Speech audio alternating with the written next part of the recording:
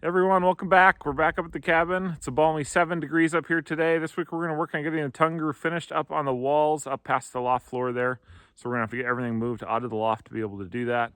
We're also going to work on getting the wood stove installed with the heat shield on the back wall, and maybe put a little bit of poly on the walls so that we're ready to hang our bunk beds as soon as we can get those up here. Come along for the ride.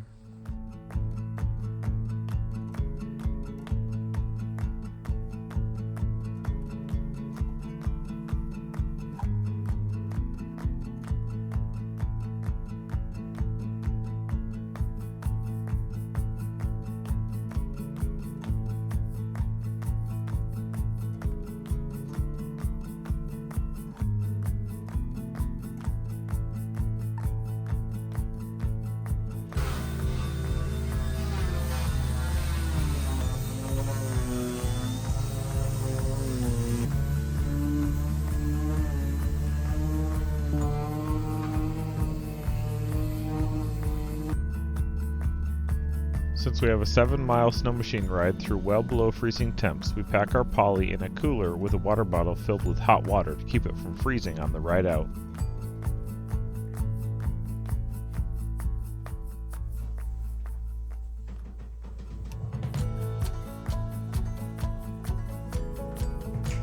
While Chelsea worked on putting finish on the walls, I removed the temporary loft floor so I could get the tongue and groove up the rest of the walls.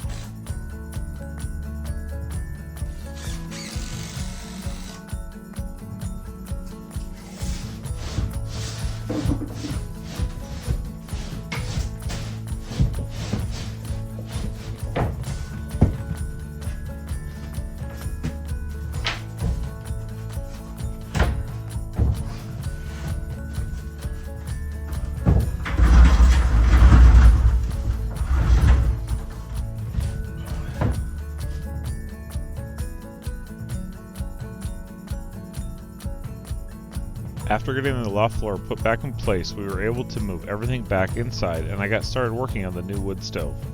Building in Alaska in the winter presents so many challenges. We had finished curing on the walls, so we still had a fire going in the small wood stove to keep the cabin warm.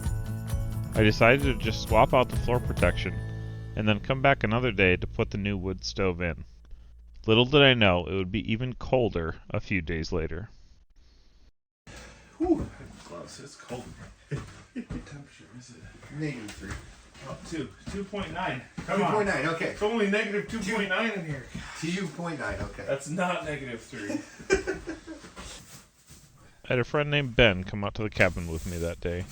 Ben runs the horse program over at the camp we work at. You want to stand outside? Yeah, just out of here. I'll put the cold air out. Yeah, don't let the cold air out. Nice if you can kind of pick it up so I don't crack all this cement board.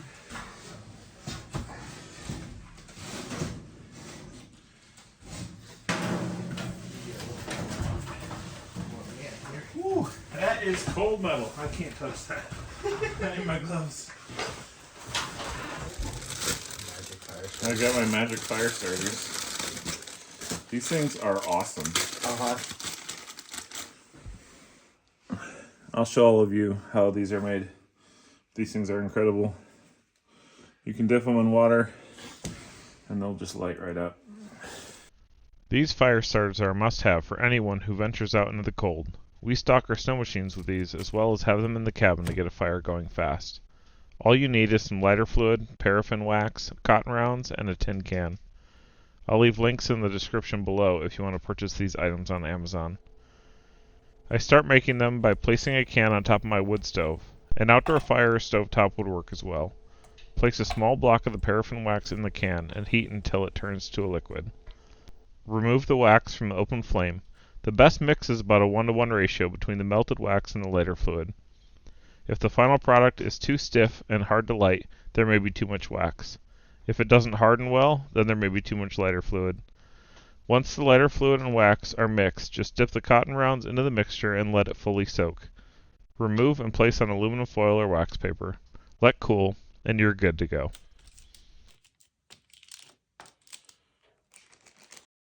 I'm not hardcore enough to use ferro rod, but Plain steel. so this will give me 2 or 3 minutes of burn time to get what I need in there. You need to start fire. I don't think this stove has had more than like 5 or 6 fires in it ever. Uh-huh.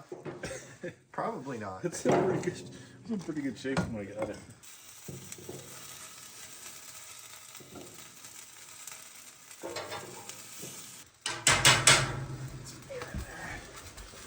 Chimney's open. I should take off and go.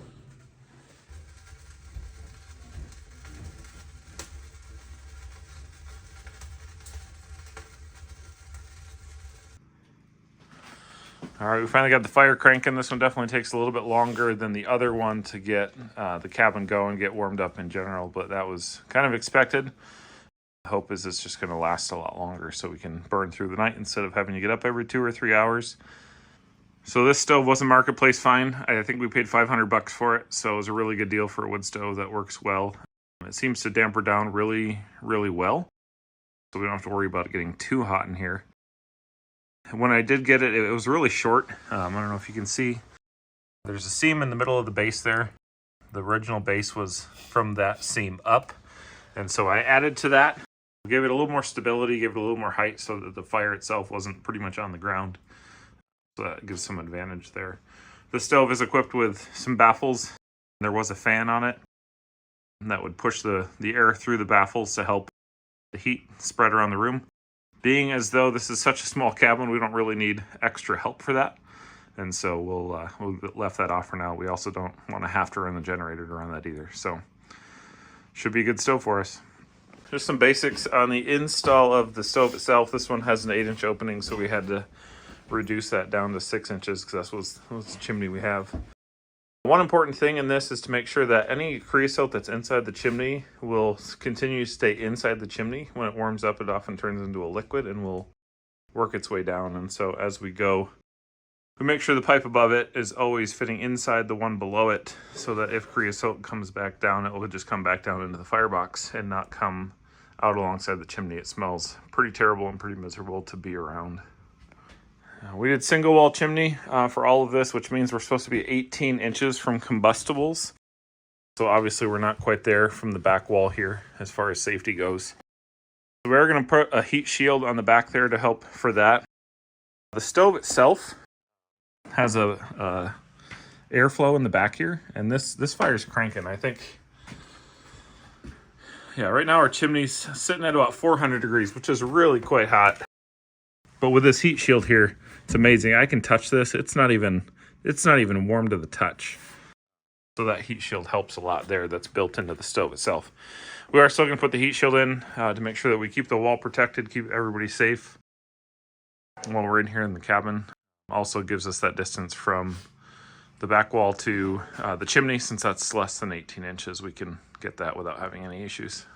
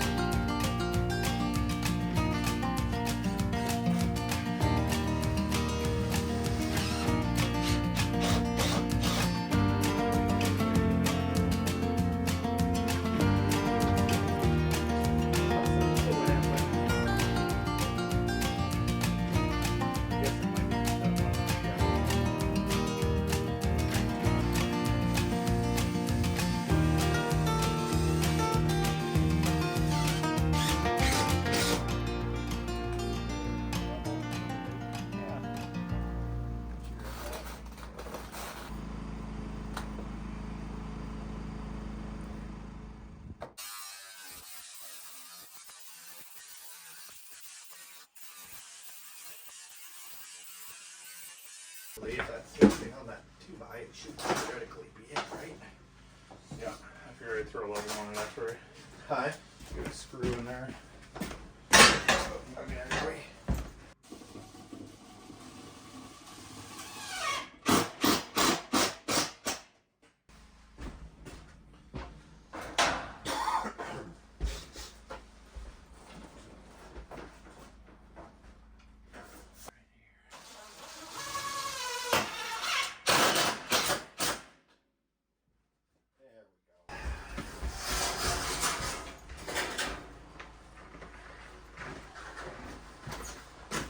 Moment of truth.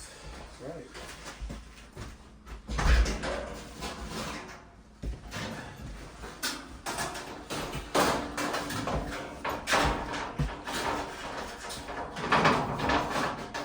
Oh yeah, put it a little straighter. There we go.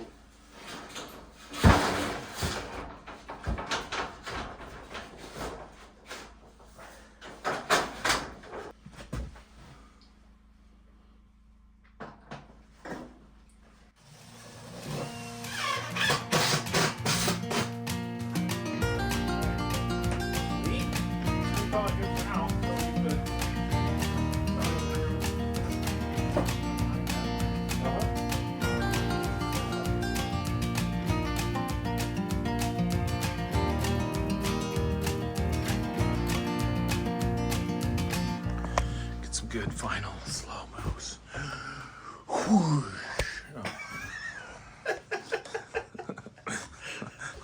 Yeah, that'll go for bloopers.